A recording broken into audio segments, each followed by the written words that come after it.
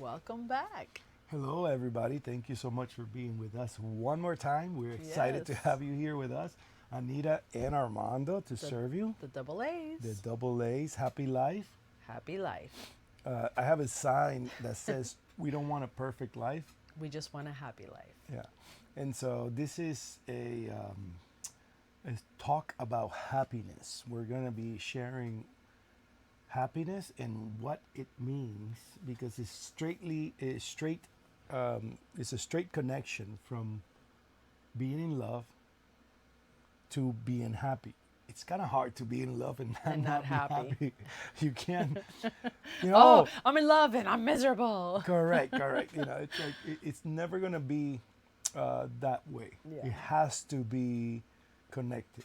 Exactly. So I remember when I observed marriages at an early age, some were happy and some were miserable. Have you guys have you observed that before? Yes, I I have. brought that up. Yes, you did. Tell them a little bit about that. So, in the beginning of our relationship, Armando,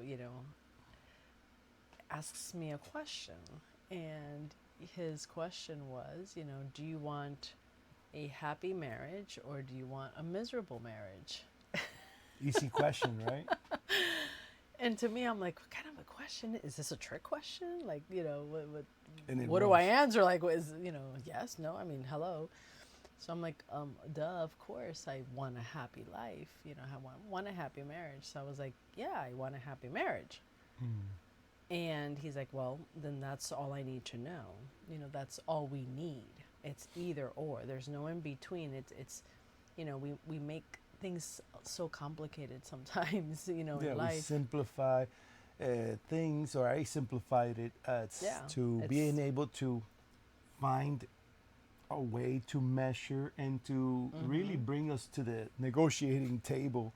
If you know marriage, it's a relationship and it's the same as a business Yeah. relationship. You Any have relationship, not just marriage, but any relationship. any really. relationships, unless it's a war relationship, then you're supposed to kill each other. Which is what a lot of marriages Till death do us apart. they take it till death wins. So that's a way to measure where your relationship is. Yeah. Knowing, Yeah. are you happy? Are you satisfied? Do you wake up in love? Do you go to sleep in love? Or let's simplify it. Do you wake up happy with the person that you live with? And do you go to sleep happy? Do Happy. you eat? Do you have conversations? Are they all? And this is not about I'm so happy and jolly, Woo, like so just happy. like no. It's about are things Within. things going yeah. well? Are you internally Correct. in a Correct. non I guess chaotic state?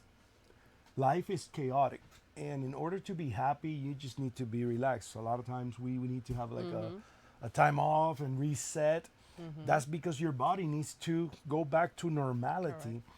And I believe happiness should be normal, but most people make happy not normal, Abnormal. abnormal. And I remember now that you say that because I noticed that most people are not happy in their relationship. And in order to have a happy relationship, you have to work at it. I asked her that. And Do he asked me another you- question. Yes. Which is, He asked me another question in the beginning. Actually, we weren't even married yet. We were dating. And he asked me, I remember, like if it was yesterday, he asked me over the phone. We were having a conversation. And we always had long conversations. We always was had it over the long- phone? I thought long it was phone calls. personal, but okay. No, I believe it was, I mean, 30 plus years later, I could be wrong, but I believe it was over the phone. Prior to 1996. I believe it was over back. the phone, but we used to have really good, deep conversations over the phone. We used to talk a lot, and I think that's one of our secrets. It's part of as the well, foundation, but yeah. that's another podcast, like I say now. But he asked me. He said, I have a question for you," and he's like, "Are you ready to have an abnormal marriage?" And I paused, and I again, is this a trick question? Another trick question? It's like, what do you mean? And I asked him, I says, what do you mean abnormal? And he says, well, not the norm, not what the world says a marriage is supposed to be like, or, not what people say marriages are supposed to be like, not what family says marriage is supposed to be like, et cetera, et cetera, et cetera. He's like, are you ready to have an abnormal marriage? A marriage where you and I create and make together, kind of like when you're building a house, you customize it. So, and I thought for a little bit, because I had never heard such a thing, right? And I said, I want to be different. And yes, I'm ready to have an abnormal marriage. So I've been a visionary all my life, and I ask these questions not lightly, but actually knowing that that's got to be the SOP. Because if you don't have a way of living life, then anything can grab you. Yeah. There's so much, I guess, influences that make you either be in a relationship where you're a part of a nucleus where you work together, or where you Or you're in a created box. separate cells, Correct. and now you have each your own nucleus, and you guys are just working together. So it takes a long time to merge. As they become one. Like two people become one. I am of the belief that that never happens. It's a symbolic understanding of what it is, but it does happen in mind and in heart, right? Or in spirit, as some people may share it. But you have to be one in understanding that you want to reach happiness. And I remember at the beginning, create it. and this may help some of you because relationships are hard. And when we started dating, it was, for me, it was not trying to not to go to sleep with the problem. Angry or Angry. Unresolved. Issues or situations. And or- we had a little word called whatever start showing up in I these used to meetings. love that word. hmm And that's not a good word. Because for me, it was like, okay, yeah, whatever. Okay, yeah, whatever. And the eye roll. Okay, yeah, whatever. And that was one of the words we eliminated in our, we agreed to eliminate in our marriage. And so we our learned, relationship. we learned to take words out of the vocabulary that don't feed us and don't In the positive. elevate us. Yeah, Correct, elevate. it doesn't elevate us. It actually takes us, where we continue to drift and separate. So in order to be together, you have to be on top of your marriage. Marriage is like a business. If you don't check the metrics, you don't know where your relationship is going. Yes. And one way, like we've given you some nuggets, right? Happy, and this sounds like an easy no nugget type of a thing, but I'm gonna tie it in for you like ChatGPT and Gemini and Claude and Anthropic, And Grok all in and one, everybody. Grok, and all these AI. All of them together. It's coming together and then finding out, are we happy? So you ask a question, which we call that the scale. It's The part of our scale. AA system that we are integrating into what we're offering, and it's a scale of 1 through 10. In a lot of times, we run into situations where we don't know how to communicate well, and this happens by traumas of our parents and how we were raised. Yeah. And I believe both Anita and I were both part of a circumstance of life that it is what it is. Communication was broken and it wasn't at a top 10. What happens to you and why are you not having a good communication in your relationship? You think it might be your fault, but it's not 100%, but you have 100% responsibility of it, which is how did your mom and dad have a relationship and how did you come into that relationship to observe it and to understand that that's a healthy relationship?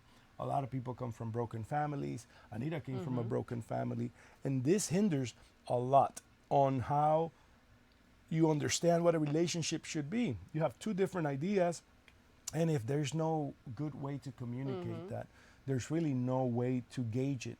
And communication is about talking and getting deep. Getting down to the nitty gritty, getting getting into the heart, getting into the soul. It's not just talking. There's a difference between talking and communicating. I can talk all day long and means nothing, but Mm-hmm. communicating is very different than just talking words. Yeah, so we came up with questions. So I want you to try this with your significant other right now. I want you to ask them, whoever's strongest, but you're going to take turns. How do you rate me as a father? How do you rate me as a husband? How do you rate me as a communicator? How do you rate me this today? How do you rate me in romance? How do you rate me in telling you I love you, in being romantic, in being loving? All these different ratings give you a piece of information. One of the beautiful things about women, and why, I mean, men too, but women have this Mostly, beautiful quality of, we say it like it is. we'll say it like it is. That's a good one. And so when you say it like it Raw. is, especially towards husbands, because again, we're not one protecting each other, we're two just, you're not perfect. And I need you to step up your game. It becomes a game of rivalry when it's supposed to be a game of unification and we're one team. Team.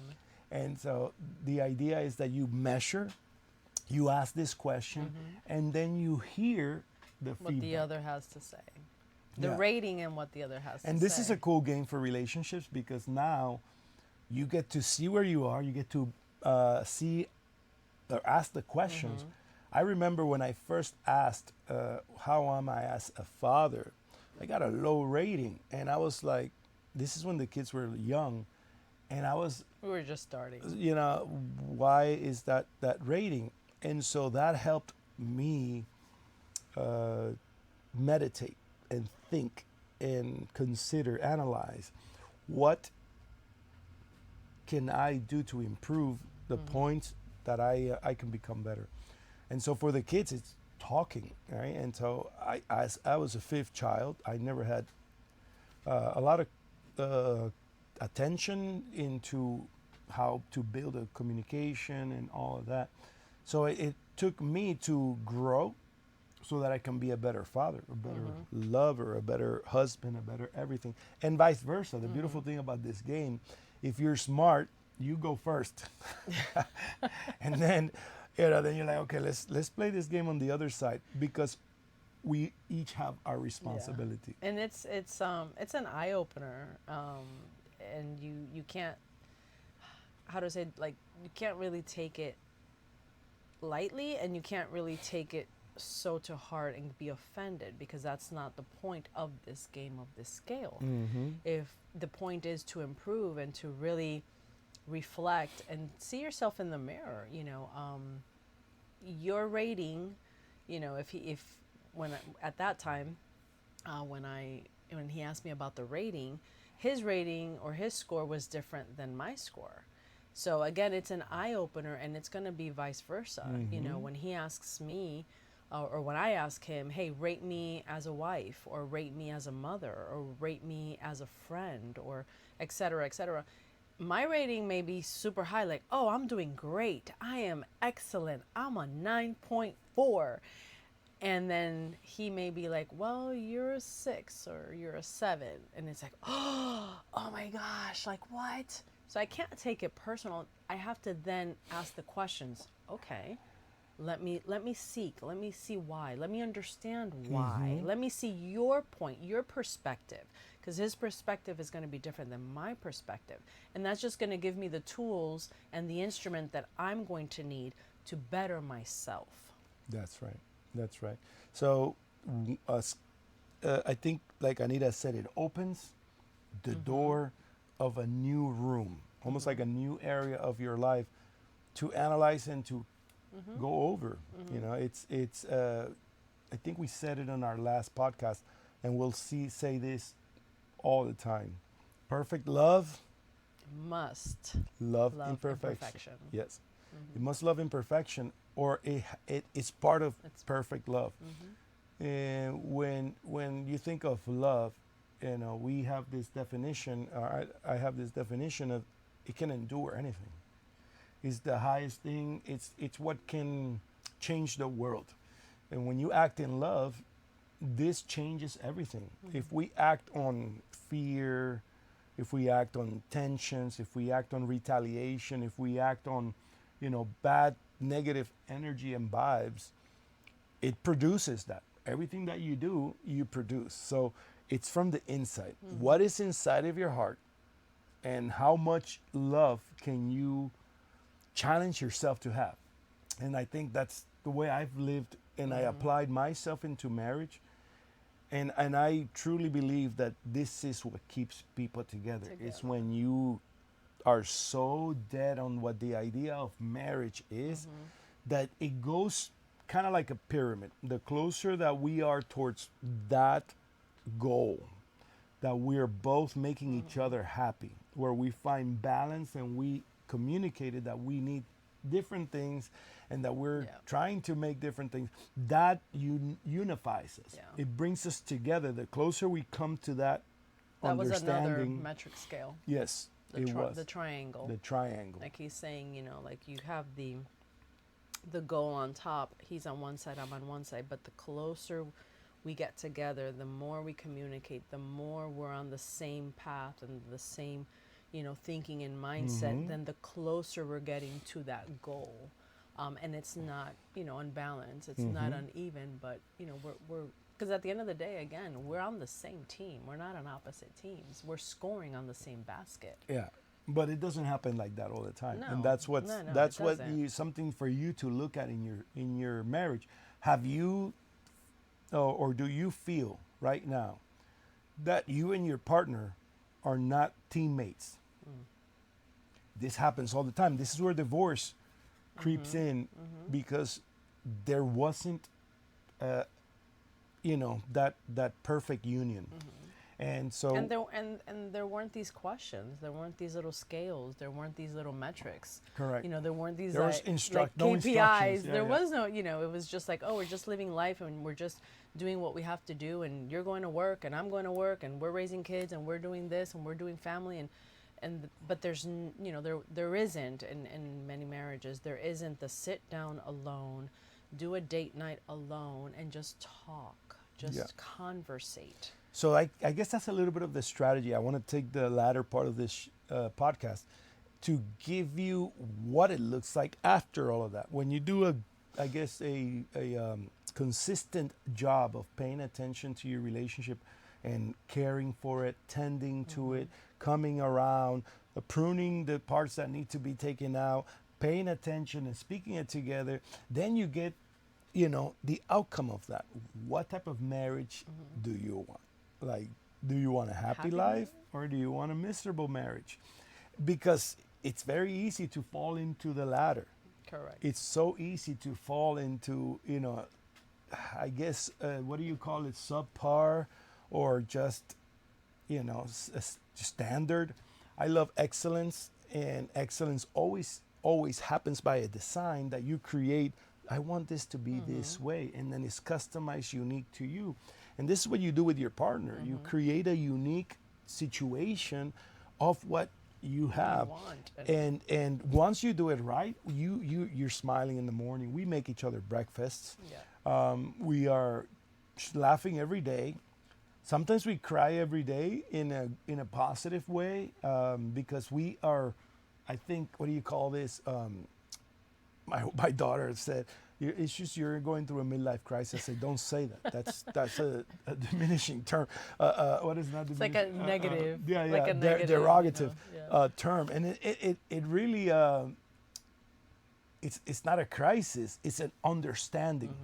It's actually realizing how things work. Yeah. And so. And the older you get, the more understanding you have of that. Yeah, and I feel like once you do this, you enjoy each other. Yes. Like It's a you game. bring down the friction Yes. of why do we need to have all these problems? Why do we need to focus on the things that are not bringing us together? Let's focus on those things Exactly. that do bring us together, and let's enjoy life. Like if you're not smiling more than you're having a hard time, you're doing something wrong. I'm going to tell you right now, stop your marriage, tonight, today, and make a 15-minute, 1 hour, conversation where you can look at each other's eyes, ask a question, and stare at the soul, and hear each other's vows of what you're going to do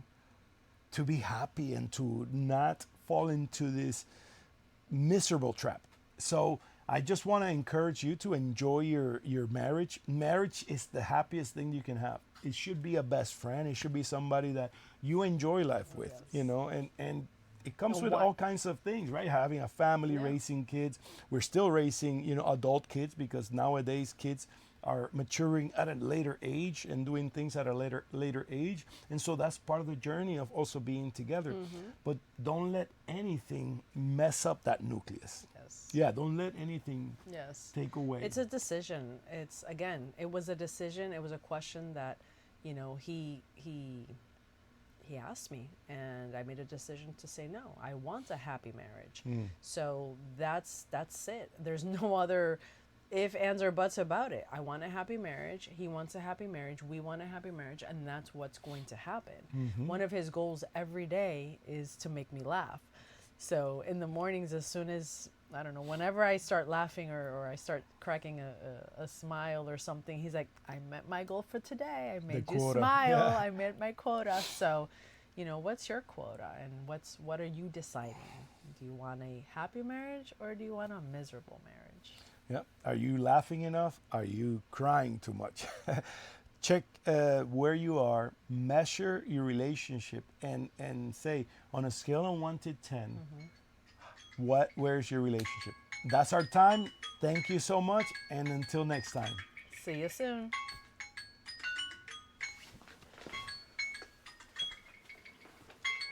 Okay, bobo.